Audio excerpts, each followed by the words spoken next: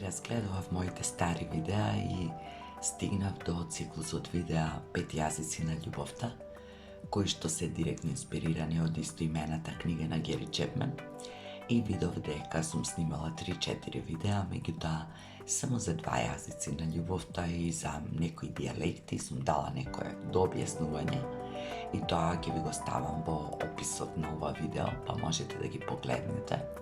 за полесно да се поврзите и да разберете за што станува збор. Ќе зборувам за еден од дијалектите на јазикот на квалитетно поминатото време, односно добриот разговор како јазик на љубовта. За еден аспект од ова, тоа е слушањето,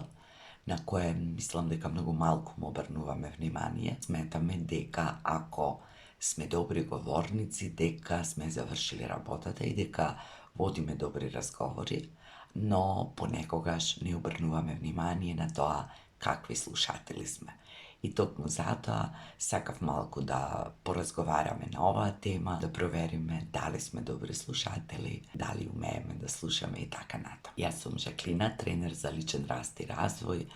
коуч под супервизија на програмата Оли, а вие сте на каналот Ти можеш и добре дојдовте во уште едно ново видео на уште една нова тема. Темата е дали умеете да слушате или дали сте добар слушател, од книгата 5 јазици на љубовта од Гери Чепмен. Ќе започнам како што почнува и авторот, односно дава еден пример на брачен пар во кој што жената имала потреба да зборува, да раскажува за проблемите со кои се соочувала на работа. Незиниот сопруг до извесен период имал капацитет да ја слуша, меѓутоа почнал да ја нуди решенија и да ја дава предлози како може да ги реши тие ситуации, се разбира со најдобри намери, но жената ништо не решавала, па тој разговор постојано се повторувал и мажот со тек на време изгубил желба и волја да ја слуша својата жена. Нивниот брак се завршува, жената го напуштила, затоа што се оддалечиле благодарение на тоа што таа имала очекувања да биде ислушана, разбрана, прифатена, да добие некакво сочувство, некаква поддршка, а тој и нудел решение и давал совети од една страна и од друга страна очекувал тие решени и совети и практично да ги примени. Човекот и сватил за што се работи. Отишол на психотерапевт, односно кај Гери Чепмен, каде што ја раскажувала приказна. Според Гери Чепмен, ние сме сите многу повеќе навежбани да кажеме што имаме, да понудиме решенија, да даваме совети, кога тоа никој не го бара од нас, отколку да бидеме трпеливи и да слушаме со почит, со разбирање, со сочувство, затоа што многу често луѓето бараат само тоа да бидат ислушани, да ги искажат своите желби, потреби, проблеми, конфликтни ситуации, совети. Се разбира дека треба да им даваме само тогаш кога ќе ни побараат, и тоа и советите кои што ги даваме да не бидат дадени како единствено можно, туку како предлози, како начини на кои може нешто да се реши,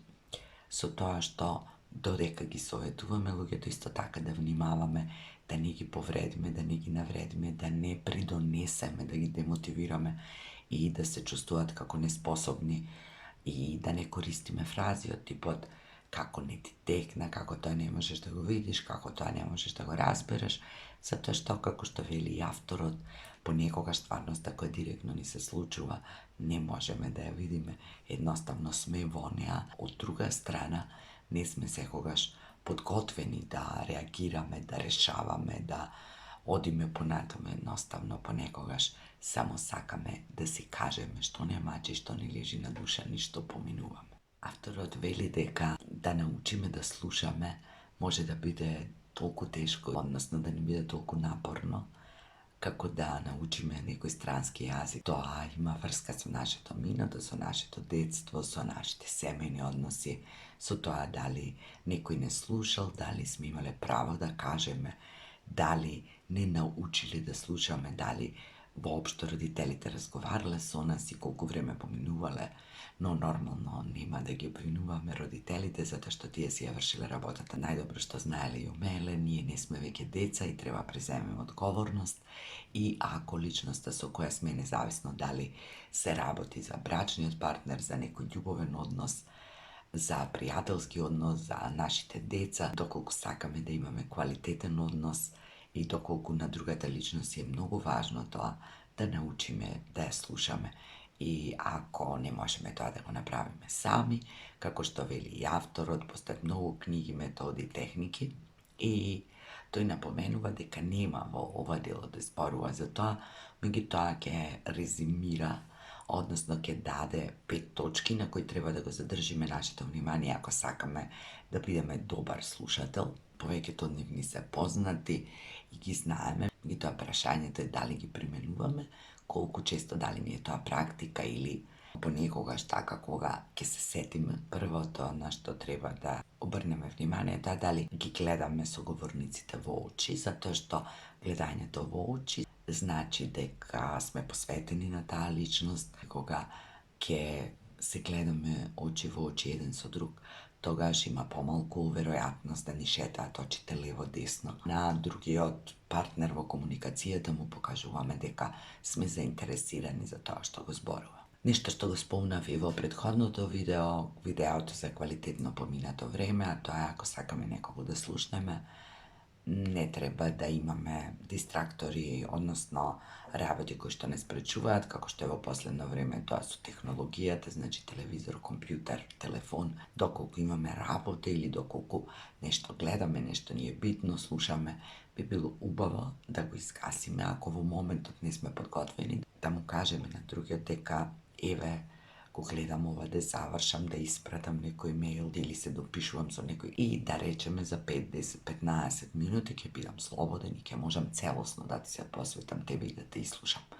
И нешто што е уште многу важно, немојте да им велите на луѓето за 10-15 минути, ако во тоа не сте сигурни. Секогаш подобро да дадете плюс 10-15 минути. Тој што сака да биде чуен, бавно ќе му поминуваат тие минути, и ако може би после сат, 2, 3 решите да го изслушате, односно сте подготвени да го изслушате, може би нема веќе да му биде ни битно, ќе изгуби волја, желба, ќе заборави што сакал да ви каже, а уште помалку немојте да им велите на луѓето, ајде за тоа ќе разговараме утре, освен се разбира ако не процените дека темата за која другиот сака да разговара и не е толку важна, односно прашате, па ви каже другиот дали се согласува, дали може, дали е во ред.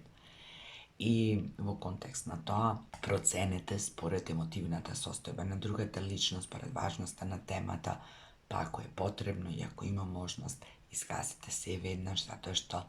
некогаш на тој другиот му е многу битно да биде чуен, па да не се каеме подоцна, затоа што не сме виделе нешто или сме пропуштиле некоја можност некому да му се најдеме, да му помогнеме, да го изслушаме. Континуитет со сето ова е и тоа да процениме какви чувства има другиот кој сака да разговара, меѓутоа не да предпоставуваме, не да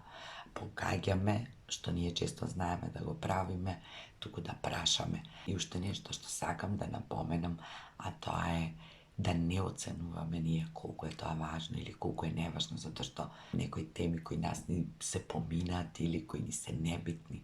другата личност може би многу и се битни, многу и значат, па да не проценуваме преку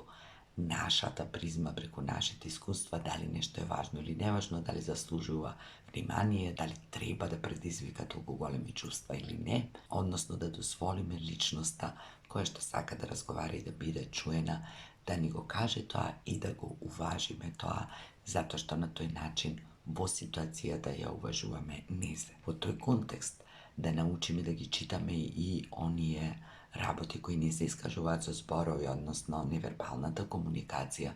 и тоа е исто важна работа на која што треба да го задржиме својот фокус, односно да видиме каков е говорот на телото, кој е изразот на лицето, кои мимики ги користи, затоа што тоа е генерално важно во комуникацијата. Голем процент од комуникацијата меѓу луѓето е невербална. Ако и тука препознаваме некои работи кои што не ни се согласуваат, можеби говорот на телото, мимиките, емоциите што ги изразува личноста,